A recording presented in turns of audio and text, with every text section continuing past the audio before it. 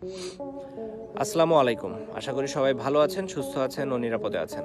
এবার ফেসবুক লাইভে এসে নাফিসা কামালের সাথে গোপন সম্পর্ক নিয়ে মুখ খুলল সাকিব আল হাসান। বিস্তারিত জানতে হলে ভিডিওটি শেষ পর্যন্ত দেখুন। বন্ধুরা, নাফিসা কামালের সাথে কাটানো একান্ত সময়ের বেশ কিছু ছবি এবং ভিডিও গত কয়েকদিন ধরে ঘুরে বেড়াচ্ছে সোশ্যাল মিডিয়ায়, যার জের ধরে গুঞ্জন উঠেছে নাফিসা কামালের সাথে গোপনে প্রেমের সম্পর্কে জড়িয়েছে বিশ্বসেরা এই অলরাউন্ডার।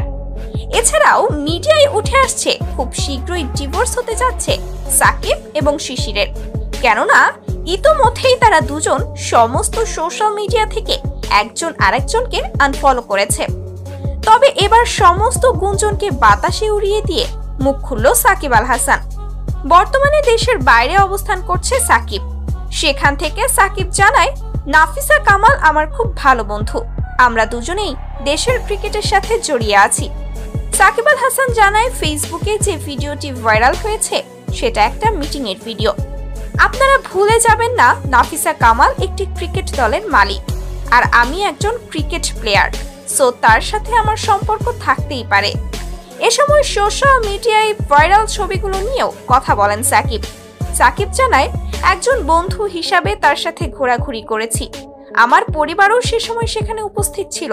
এগুলো নিতান্তই বাড়াবাড়ি, শুধু শুধু মিথ্যা গুজব রটিয়ে আমার আর ওর পরিবারে অশান্তি সৃষ্টি করবেন না। এ সময় সাকিব আল হাসান আরো জানায়, নাফিসার সাথে হোটেল রুমে কাটানোর মতো কোনো সম্পর্ক নেই, আমাদের দুজনেরই সংসার আছে।